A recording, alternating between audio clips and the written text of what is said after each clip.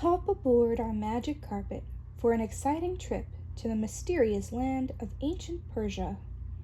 A boy named Aladdin is about to find a lamp.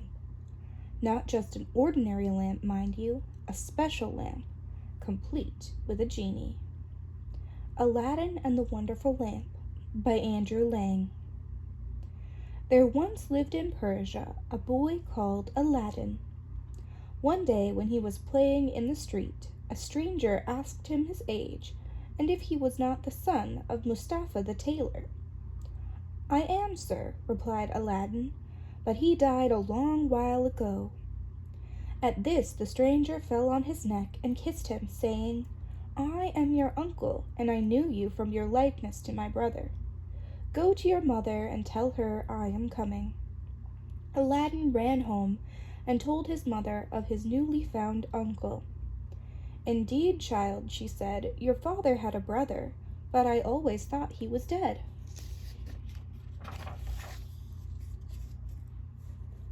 However, she prepared supper and bade Aladdin seek his uncle, who came laden with wine and fruit.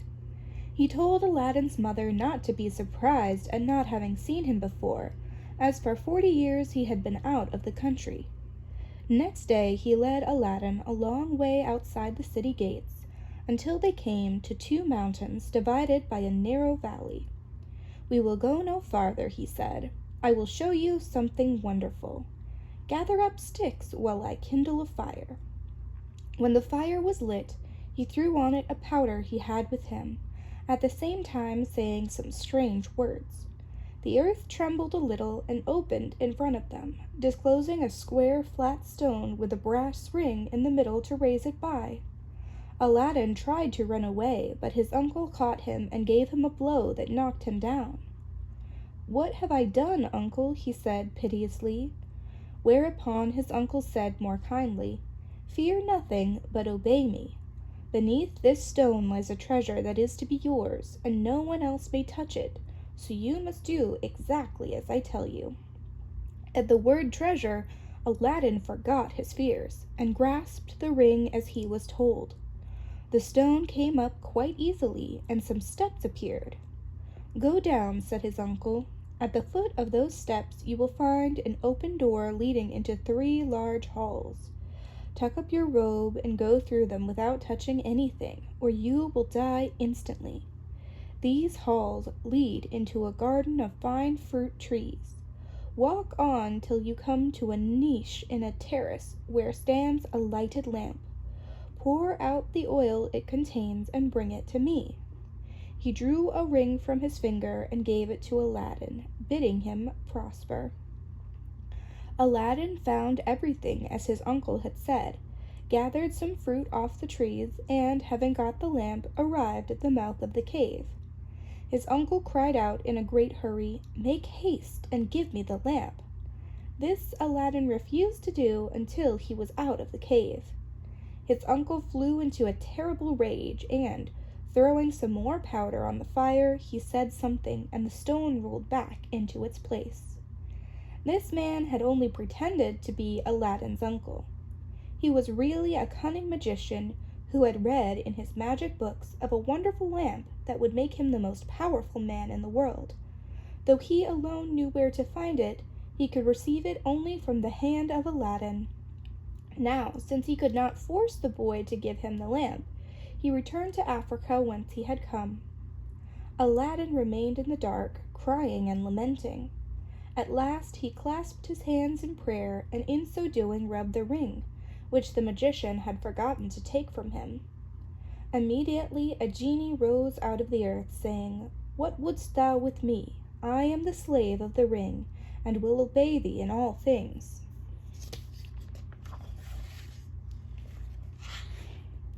Aladdin fearlessly replied, "Deliver me from this place," whereupon the earth opened and he found himself outside. When he came home, he told his mother what had passed, and showed her the lamp and the fruits he had gathered in the garden, which were in reality precious stones. He then asked for some food. "Alas, child," she said, "I have nothing in the house, but I have spun a little cotton and will go and sell it." Aladdin bade her keep her cotton, for he would sell the lamp instead. As it was very dirty, she began to rub it that it might fetch a higher price. Instantly a genie appeared and asked what she would have. She fainted away, but Aladdin, snatching the lamp, said boldly, "Fetch me something to eat." The genie returned.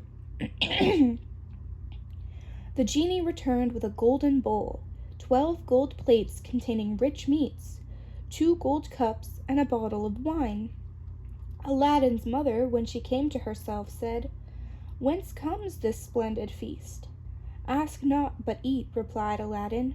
So they sat at breakfast till it was dinner time, and Aladdin told his mother about the lamp. When they had eaten all the genie had brought, Aladdin sold one of the gold plates, and so on till none were left. He then summoned the genie, who gave him another set of plates, and thus they lived for some years. One day Aladdin heard an order from the Sultan proclaiming that everyone was to stay at home, and closed the shutters while the princess, his daughter, went to and from the bath. Aladdin was seized by a desire to see her face, which was very difficult, as she always went veiled. He hid himself behind the door of the bath and peeped through a chink. The princess lifted her veil as she went in and looked so beautiful that Aladdin fell in love with her at first sight. He went home and told his mother that he loved the princess so deeply he could not live without her, and meant to ask her father for her hand in marriage.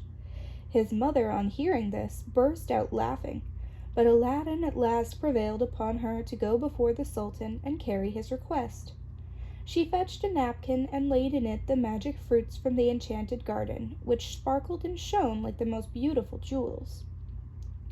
The Grand Vizier and the Lords of Council had just gone into the palace hall as she arrived, so she went up to the foot of the throne and remained kneeling until the Sultan said to her, "Rise, good woman, and tell me what you want." She hesitated, so the Sultan bade her speak freely, promising to forgive her beforehand for anything she might say. She then told him of her son's violent love for the princess. "I prayed him to forget her," she said, "but in vain. He threatened to do some desperate deed if I refused to go and ask your majesty for the hand of the princess. Now I pray you to forgive not me alone, but my son Aladdin." The Sultan asked her kindly what she had in the napkin, whereupon she unfolded the jewels and presented them. He was thunderstruck, and turning to the Vizier said, "What sayest thou? Ought I not to bestow the princess on one who values her at such a price?" The Vizier, who wanted her for his own son, begged the Sultan to withhold her for 3 months, in the course of which he hoped his son would contrive to make a richer present. The Sultan granted this, and told Aladdin's mother that, though he consented to the marriage, she must not appear before him again for 3 months. Aladdin waited patiently for nearly 3 months, but then his mother, going into the city to buy oil, found everyone rejoicing and asked what was going on. "Do you not know," was the answer, "that the son of the Grand Vizier is to marry the Sultan's daughter tomorrow?" Breathless, Aladdin's mother ran and told him, and he sent her to remind the Sultan of his promise.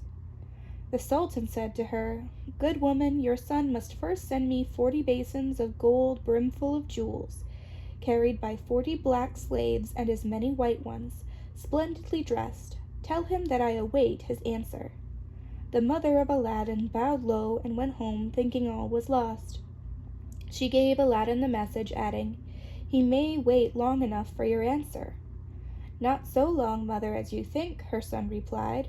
"I would do a great deal more than that for the princess." He summoned the genie, and in a few moments the 80 slaves arrived and filled up the small house and garden. Aladdin made them set out to the palace, followed by his mother, who presented them to the Sultan. He hesitated no longer, but said, "Good woman, return and tell your son that I wait for him with open arms." She lost no time in telling Aladdin, bidding him make haste, but Aladdin first called the genie. "I want a scented bath," he said, "richly embroidered clothes, a horse surpassing the Sultan's, and 14 slaves to attend me. Besides this, I desire 6 slaves, beautifully dressed, to wait on my mother, and lastly, 10,000 pieces of gold in 14 basins." No sooner said than done. Aladdin mounted his horse and passed through the streets, the slaves strewing gold as they went. When the Sultan saw him, he came down from his throne, embraced him, and led him into a hall where a feast was spread, intending to marry him to the princess that very day. But Aladdin refused, saying, "I must build a palace fit for her," and took his leave. Once home, he said to the genie, "Build me a palace of the finest marble, set with precious stones.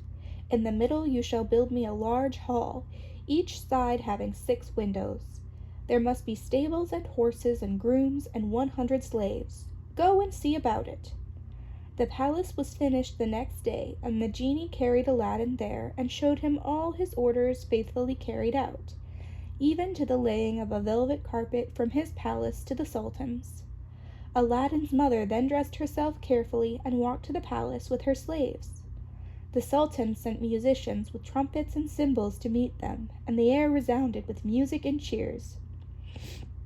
At night the princess said goodbye to her father and set out on the carpet for Aladdin's palace, with his mother at her side, and followed by the 100 slaves. After the wedding had taken place, Aladdin led her into the hall, where a feast was spread, and she supped with him, after which they danced till midnight. They lived in peace and contentment for several years, but far away in Africa the magician remembered Aladdin, and by his magic arts discovered that instead of perishing in the cave he had escaped and had married a princess, with whom he was living in great honor and wealth. He knew that the poor tailor's son could have accomplished this only by means of the lamp, and he traveled day and night till he reached the capital of Persia. As he passed through the town he heard people talking everywhere about a marvelous palace. "Forgive my ignorance," he said. "What is this palace you speak of?" "Have you not heard of Prince Aladdin's palace?" was the reply. "The greatest wonder of the world? I will direct you if you have a mind to see it." When he saw the palace, the magician knew that it had been raised by the genie of the lamp. He bought 12 copper lamps, put them into a basket, and went to the palace, crying, "New lamps for old," and followed by a jeering crowd. The princess, sitting in the hall of 24 windows, sent a slave to find out what the noise was about. The slave came back laughing, so the princess scolded her. "Madam," replied the slave, "who can help laughing to see an old fool offering to exchange fine new lamps for old ones?" Another slave, hearing this, said, "There is an old one on the cornice there that he can have."